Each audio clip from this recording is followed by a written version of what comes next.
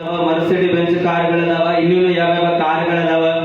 ಆದ್ರೆ ನಿಮಗೆ ಗೊತ್ತಿರ್ಲಿ, ಇವತ್ತು ನಾವು ಕಾರ್ನೊಳಗೆ ಓಡಾಡಕತ್ತೀವಿ ಅಂದ್ರ, ಇವತ್ತು AC ರೂಮ್ನೊಳಗೆ ಕುಂತು ಕೆಲಸ ಮಾಡಕತ್ತೇವಿ ಅಂತಂದ್ರ ಅದಕ್ಕೆಲ್ಲ ಕಾರಣ ಯಾರು ಅಂದ್ರೆ ಬರಿಗಾಲಿನಿಂದ ಬಂದು ಬರುಡಾದ ಬದುಕಿಗೆ 4 ಅಕ್ಷರವನ್ನ ಬಿದ್ದಿದ ಎಲ್ಲ ಗುರುಗಳು ಅನ್ನುವಂಥದ್ದನ್ನ ನಾವು ಅತ್ಯಂತ ಮನಪೂರ್ವಕವಾಗಿ ಸ್ವೀಕಾರ ಮಾಡ್ಕೊಳ್ಬೇಕಾಗ್ತದೆ. ಅಂತ ಎಲ್ಲ ಗುರುಗಳಿಗೆ ಅತ್ಯಂತ ಅರ್ಥಪೂರ್ಣವಾದ ಶರಣುಗಳನ್ನ ಈ ವೇದಿಕೆ ಮುಖ್ಯವಾಗಿ ನಾನು ಸಮರ್ಪಿಸ್ತೇನೆ. ಕಾರಣ ಇಷ್ಟೇ ಸರ್, ಇವತ್ತು ಸನ್ಯಾಸಿಗಳನ್ನ ಒಳಗೊಂಡು ಧರ್ಮ ಪ್ರಸಾರವನ್ನ ಮಾಡ್ತಕ್ಕಂಥ ಸಂಸಾರಿಗಳವರೆಗೆ ಒಂದು ಮಾತನ್ನ ಹೇಳ್ತಾನೆ.